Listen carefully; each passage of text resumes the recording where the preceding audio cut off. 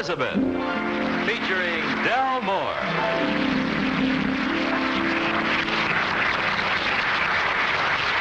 Incident number 1 in the life of Elizabeth occurred when she went to the drugstore. And when you go to the drugstore, what do you bring home? Books, naturally. Elizabeth, it's only me. How are you tonight? Frightened? What's that, a mystery story? Well, if it scares you, why don't you call Alvin in to protect you? Alvin? Hi, honey, did you call me? Why don't you read in here with me, darling? Because I'm reading a very good mystery story, and you have a nasty little habit of interrupting while I'm trying to concentrate. I won't talk unless I want you to explain something to me. You're so smart. Have you noticed that too, dear? Oh,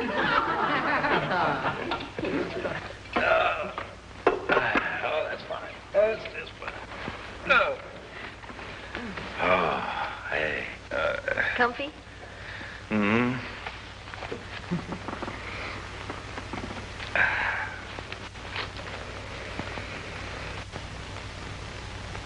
Alvin, these stories are so horrible.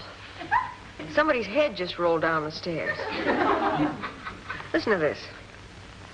There was a deathly stillness in the house.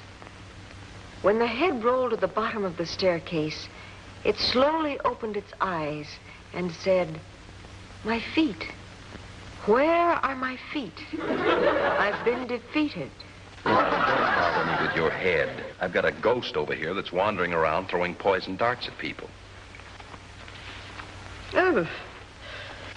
What's the matter, another head? No, a fly got caught between the pages. You know, it's funny how they try to build up the suspense, isn't it? The house is always deathly still. You ever notice? Yeah. And it's always nighttime. Like now. They kill me with this stuff. Hey, listen to this. As the fog rolled in, it enveloped the house like a sinister shroud. The two of them sat on the couch. Just like us. And what should have been a happy scene was filled with the foreboding of doom. They had no enemies that they knew of, and yet there was that mysterious noise that kept repeating like a heartbeat. Heartbeat? She didn't want him to know that she was frightened, and even he felt a coldness around his heart. Shall I turn on the radio, dear? Broken. Oh. That was pretty clever, the way they built up the suspense. Yeah. Of course, the house is always way out in the country, isn't it? This one's in Manhattan.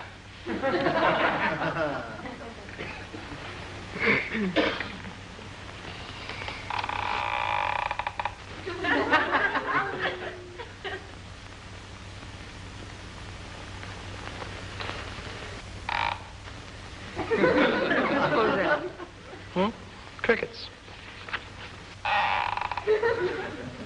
Big ones. Oh, honey, now take it easy. Go on and read your book.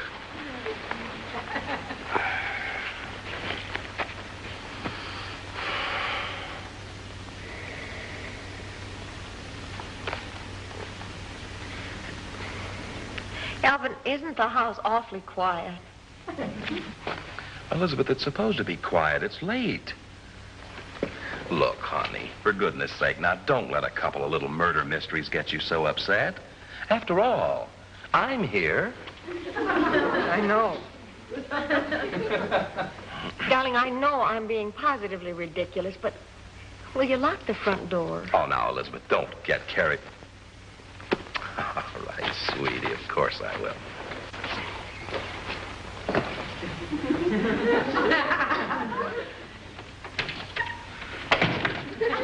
Is it foggy? Like a shroud.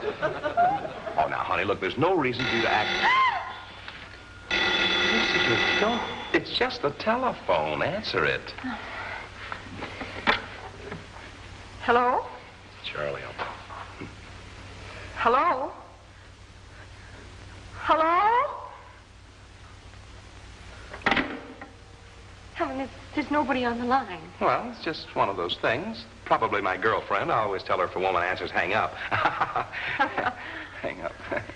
Isn't that silly? Here we are both getting all nervous about some mystery story. Yeah. Now, let's just forget it. Yeah, let's, sure. Go on, read your book.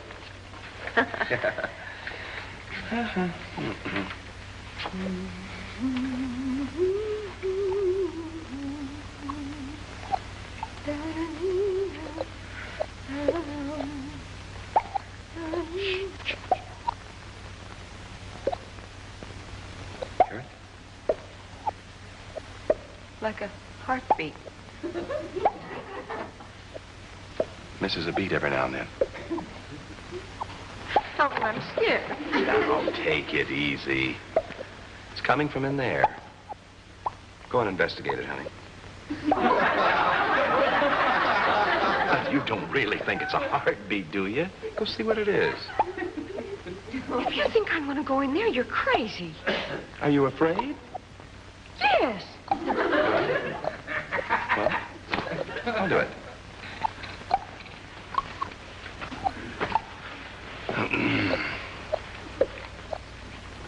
This way, Alvin. Oh. Getting a little louder. Mm-hmm.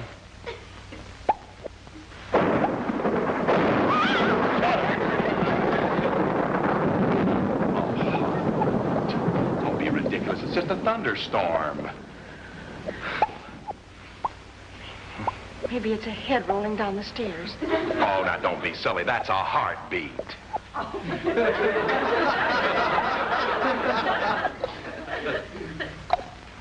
Coming from in there. I know. Just shh, not so much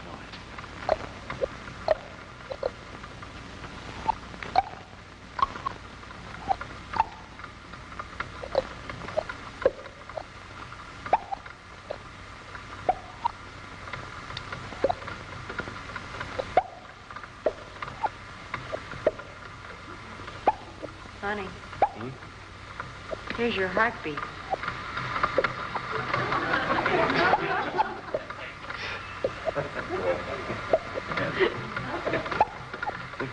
I shall leave you at this point, Elizabeth. Why? I'll go get the cups and serve the coffee. Elizabeth, you're a sissy. Aren't you ashamed? Thank you very much, ladies and gentlemen. Thank you. And in just a moment, we'll bring you incident number 2 in Life with Elizabeth. Incident number 2 in the life of Elizabeth involves another Sunday afternoon on the front porch watching the neighbors. I believe you've already met Mrs. Skinridge, who lives next door. But I wonder if you know that a new neighbor has just moved in across the street. Of course, there's nothing unusual in that, except that Mr. Jack Boniface just happens to be very tall, very handsome, and very apt to make a husband jealous. I'm whittling and whistling all day long. I'm whistling and whistling all day long. Now, the lunch dishes are all done. We can just kind of... Well, howdy, partner. Mind having a set a spell? No, don't, ma'am. Pull up a chair and set a spell. Thank you kindly. Oh, I can't spell very good, but I sure can set. I'm one of the early settlers myself. Oh, it's a nice view out here. Mighty clear picture. Yep. Trouble is, there's only one channel. Yeah, but look at the size of the screen. You're a real character. Honey, say hello to Mrs. Skinridge. Oh, she got her gossipy old head over the fence again. Hello, you old bat. Alvin says, how's your cat? Please, she still owes me a cup of sugar. Well, don't look so worried, honey. She's only a neighbor. Neighbors are very important. Besides, she's a real power in the neighborhood. She can have your library card revoked just like that. Hey, aren't you the one who told me the less you had to do with your neighbors, the better off you are? Well, I may have said that once, but I've changed my mind. Why? Oh, I've just changed my mind, that's all. What are you working on? Oh, Slingshot. That a beauty? I haven't seen one of these since I was a kid. Alvin, put that down. Oh, give me just one shot, honey. Look at this. Alvin, give me that slingshot. Oh, honey. All right. You're not holding it right. We need some rocks. I'll get them. I'll get them. They have to be roundies, no flatsies or jaggities. Here's a pebblesy.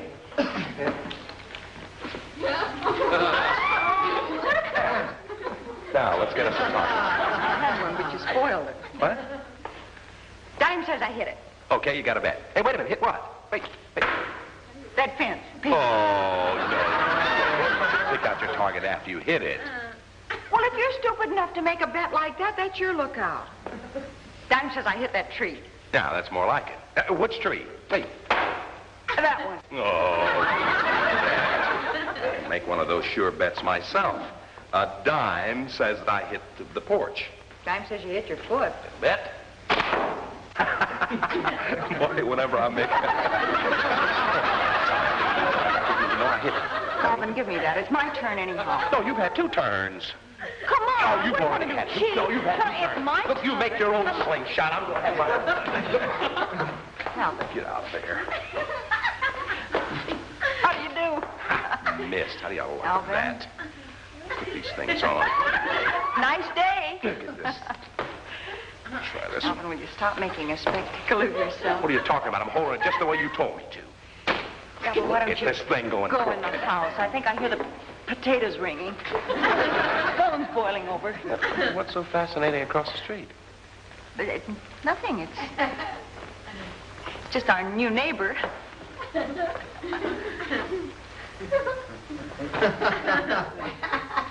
So that's why you changed your mind about getting to know the neighbors.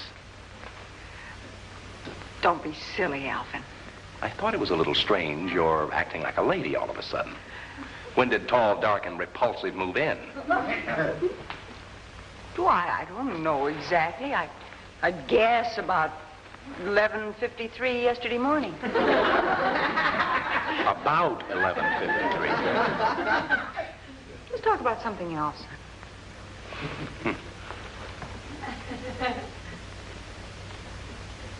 Spread it on a little thicker, Elizabeth. You can't see it from across the street. Don't be ridiculous, Alvin. The fact that Purdy Boy over there is walking around in a T-shirt would have nothing to do with it, huh, Elizabeth? Forgot your eyeshadow.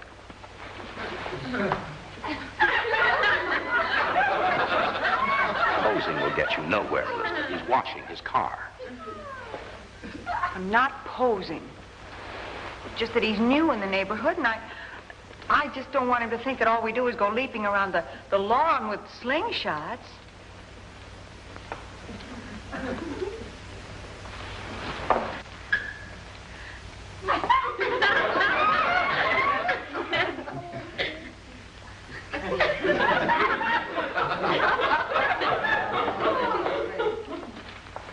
Oh, brother. That was some production. What did he say? I don't know, but he said it beautifully. Well, let's go inside. It's getting a little cold out here. Sure it isn't getting jealous out here? Jealous? Who of what? You of him. I never get jealous, and you know it.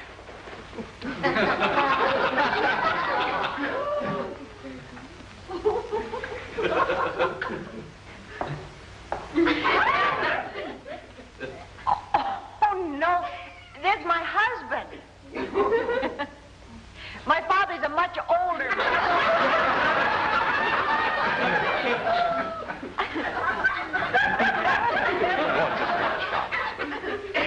Sit down. Nerve. You jealous? No. Look me in the eye. You jealous? Yes. That's all I wanted to know. Dime says I hit the tin can. Honey, wait a minute. He's watching, honey. So what? He served his purpose. Time says I hit the tin can. Which one? That one. Time says I got a kiss. Which kiss? This one. Hey. Thank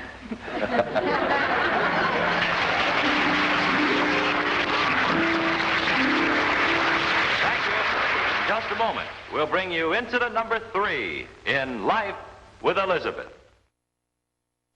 Incident number 3 in the life of Elizabeth occurred the day the car was being repaired down at Elmers Garage. If we hurry, maybe we can catch Elizabeth and Alvin before they have to go down and get it.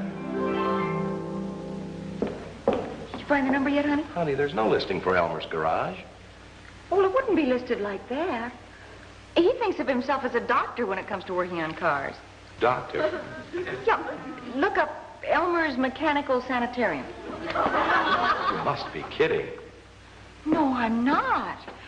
To Elmer, each car he works on is like a patient. To Elmer's Horsepower Hospital.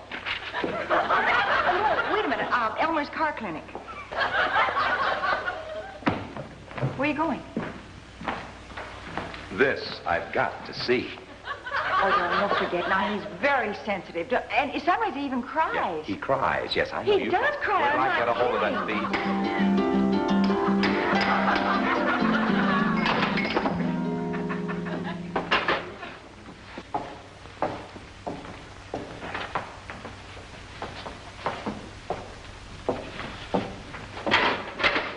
Honey, let him finish before we talk to him.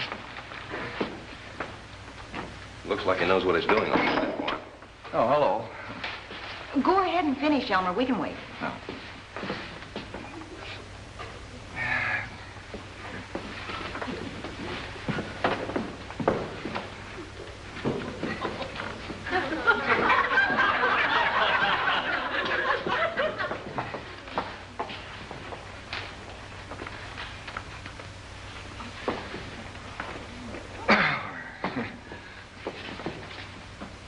Help him, hon.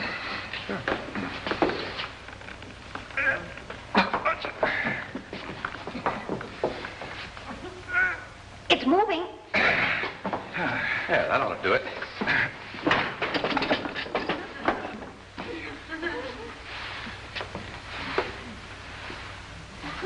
Most unsanitary doctor I've ever seen. Well, look at the hospital they gave him to work in. Care for an olive? Look at the size of the can opener. Oh! Hasn't he ever heard of soap? Alvin. Elmer, this is my husband, Alvin. Oh, how do you do? How do you... Yeah, here. Looks like you struck oil. Elmer, I'll take over from here. My wife, the clown over there, brought our car in to have the horn fixed. The horn wasn't exactly broken. It was just indifferent. It didn't give a hoot. Will you please be quiet, Elizabeth? Now, look, Elmer, Look, if you'll stop popping those olives in your mouth like a machine gun, I'd like to talk to you for a minute. You know, what worries me is what's he doing with the seeds? Is the horn fixed, Elmer? Yeah, sure. Like olives.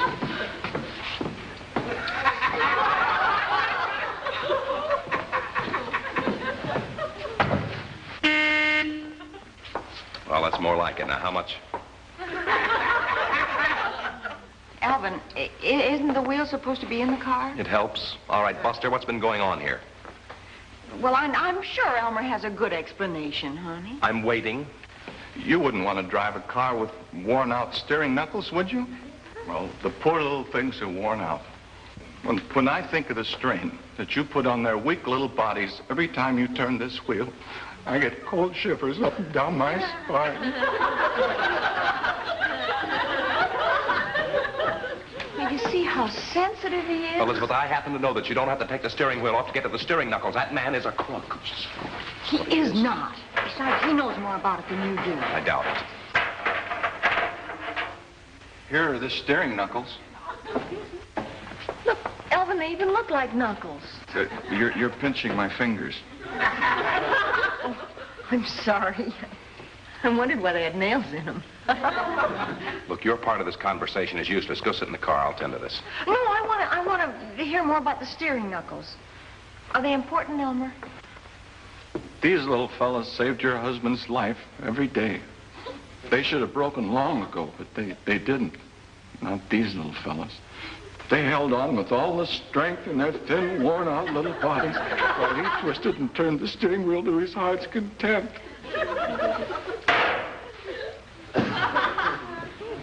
You ought to be ashamed.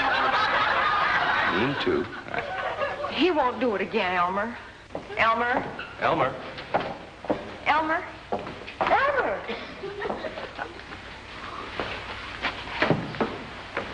Did you find anything else wrong with the car? Just the generator. I got it here. Hey, wait a minute. This guy actually had me feeling sorry for a couple of steering knuckles. He must have had me hypnotized. Well, it happens to me every time I come in here.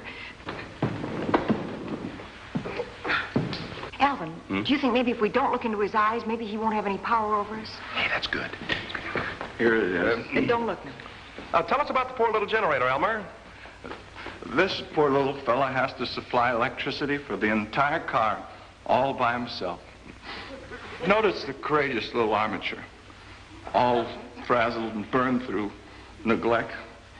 These are the brave little brushes, almost exhausted, but never faltering until lack of lubrication finally drives him to a squeaky demise. You did this? Elmer, I can't understand it. Alvin's always so good to animals. You two finish discussing it. I think I'll go sit in the car as long as it's right here. Elmer, don't tell anybody about this, will you? I'd hate for the fellas down at the office to know that I was a car beater. By the way, how's the fuel pump? The fuel pump is a gallant little mechanism which you almost destroyed by feeding it cheap gas. Cheap gas? You let me tell you something, Honey, Elmer. wait a minute, honey.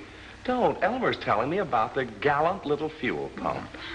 What do you want me to do? Play hearts and flowers? Well, honey, what are you mad about? Ask him. Ask him how much he's going to charge us for the oil he smeared all over the upholstery. Oh, you shouldn't have done that, Elmer. That makes her awfully mad. Well, I'll clean it off for you. You keep away from her with that pirate's flag. Now, honey, you go sit down and let Elmer tell me about the gallant little fuel pump. I'm sorry, Alvin. The spell is broken. How much you going to charge us for fixing the horn and the pig's knuckles and the fuel pump?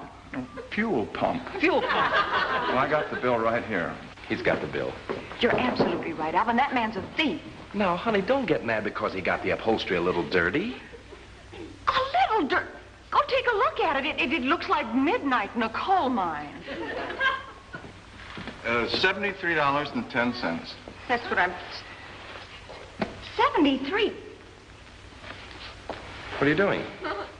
Well, as long as he's going to hold us up, we might as well go through the motions.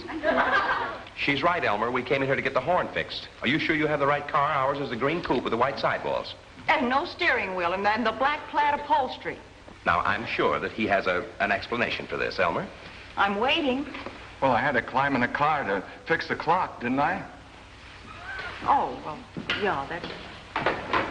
The clock! Hey, wait a minute. We brought it in to have the horn Look fixed. at this. It won't work, Elmer. Do you know why it won't work? No, why? I didn't know. It won't work because you vibrated it to death. That's why. This little thing sits in the middle of your dashboard trying to tell you what time it is. And what do? I don't know. You vibrate him to death like this. Now, Elmer, we're not going to fall for that Now, put your anymore. hands on mine.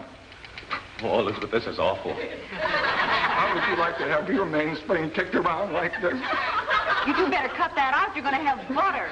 Elizabeth, don't be like that. Now, stop it, you two. Mile after mile, this helpless little clock gets this kind of treatment. Rough roads, corduroy roads, nasty old Well, alleys. it just didn't occur to us, that's all. Well, it's probably all my fault, Alvin. I remember the time I drove it up the railroad track? Yeah. And then all Hey. these curves, Hey. and white sidewall tires. Hey. Say goodbye to the people. Bye. Thank you. In just a moment, Betty White will return to say goodbye. Now here to say goodbye to you is the lovely star of our show, Betty White. Thank you, Jack. And thank you, everybody. Thank you. You know, a thing like that can get to a person after a while. I hope you have half as much fun as we do every week. And be back with us again next week, will you? In the meantime, once more, goodbye, everybody.